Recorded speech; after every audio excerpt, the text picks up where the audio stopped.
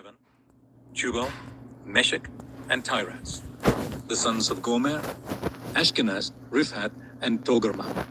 The sons of Javan, Elisha, Tarshish, the Kittites, and the Rodanites. From these, the maritime people spread out into their territories by their clans, and within their nations, each with its own language.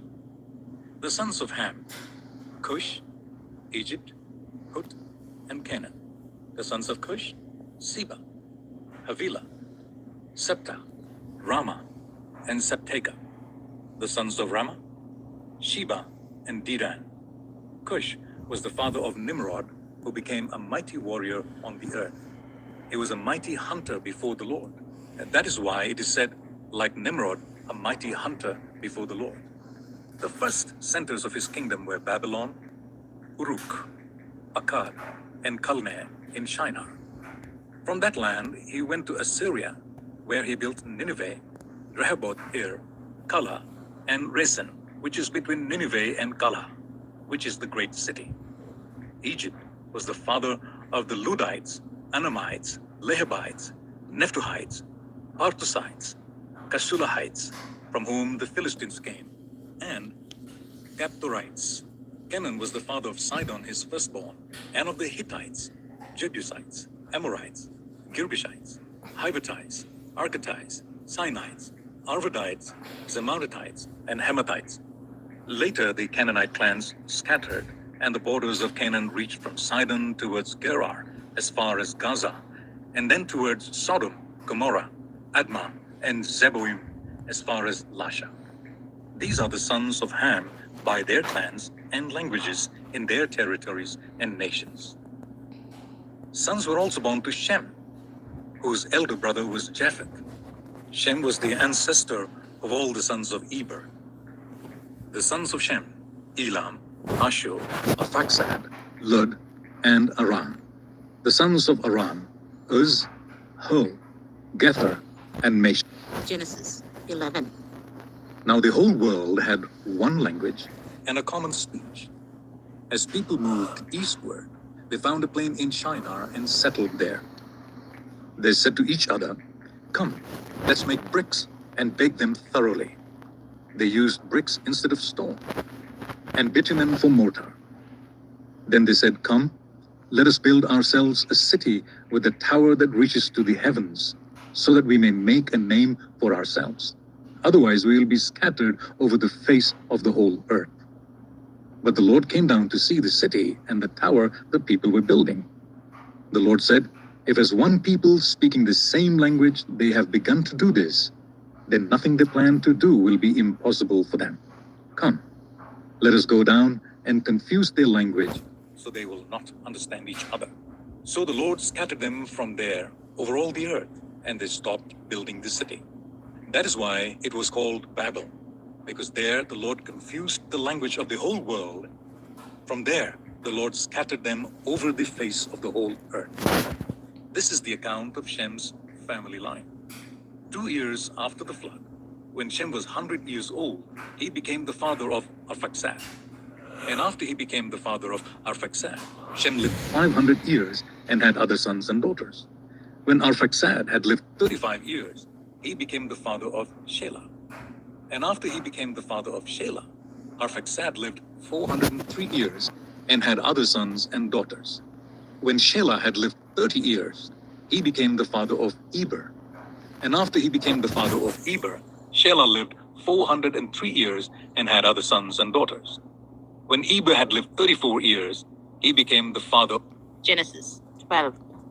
The Lord had said to Abram, "Go from your country, your people, and your father's household to the land I will show you. I will make you into a great nation, and I will bless you. I will make your name great, and you will be a blessing. I will bless those who bless you, and whoever curses you, I will curse. And all peoples on earth will be blessed through you." So Abram went as the Lord had told him, and Lot went with him. Abram was 75 years old when he set out from Haran. He took his wife Sarai, his nephew Lot, all the possessions they had accumulated, and the people they had acquired in Haran, and they set out for the land of Canaan, and they arrived there. Abram traveled through the land as far as the site of the great tree of Moreh at Shechem. At that time, the Canaanites were in the land. The Lord appeared to Abram and said, "To your offspring I will give this land." So he built an altar there to the Lord who had appeared to him. From there, he went on towards the hills east of Bethel and pitched his tent, with Bethel on the west and Ai on the east. There he built an altar to the Lord and called on the name of the Lord. Then Abram set out and continued towards the Negev. Now there was a famine in the land, and Abram went down to Egypt to live there for a while, because the famine was severe. As he was about to enter Egypt, he said to his wife Sarai, "I know what a beautiful woman you are. When the Egyptians see you, they will say, 'This is his wife.' Then they will kill me, but will let you live. Say you are my sister, so that I will be treated well for your sake, and my life will be spared because of you." When Abram came to Egypt, the Egyptians saw that Sarai was a very beautiful woman. And when Pharaoh's officials saw her, they praised her to Pharaoh, and she was taken into his palace. He treated Abram well for her sake, and Abram acquired sheep and cattle, male and female donkeys, male and female servants, and camels. But the Lord inflicted serious diseases on Pharaoh and his household because of Abram's wife Sarai. So Pharaoh summoned Abram. "What have you done to me?" he said. "Why didn't you tell me she was your wife? Why did you say she is my sister, so that I took her to be my wife? Now then, here is your wife. Take her and go." Then Pharaoh gave orders about Abram to his men, and they sent him on his way with his wife and everything he had. Genesis 13. So Abram went up from Egypt to the Negev with his wife and everything he had, and Lot went with him. Abram had become very wealthy in livestock and in silver and gold. From the Negev he went from place to place until he came to Bethel, to the place between Bethel and Ai, where his tent had been earlier, and where he had first built an altar. There Abram called on the name of the Lord. Now Lot, who was moving about with Abram, also had flocks and herds and tents. But the land could not support them while they stayed together, for their possessions were so great that they were not able to stay together.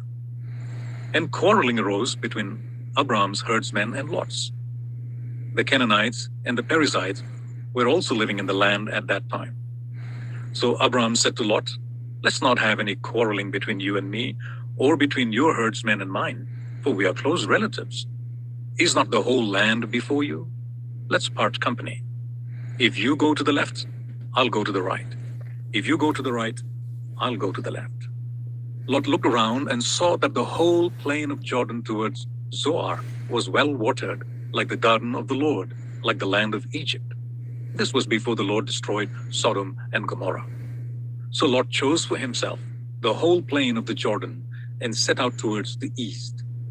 The two men parted company. Abram lived in the land of Canaan, while Lot lived among the cities of the plain and pitched his tents near Sodom. Now the people of Sodom were wicked and were sinning greatly against the Lord. The Lord said to Abram after Lot had parted from him, "Look around from where you are, to the north and south, to the east and west. All the land that you see, I'll give to you and your offspring forever. I'll make your offspring like the dust of the earth, so that if anyone could count the dust, then your offspring could be counted. Go walk through the length and breadth of the land, for I'm giving it to you." So Abram went to live near the great trees of Mamre at Hebron, where he pitched his tents. There he built an altar to the Lord. Genesis 14.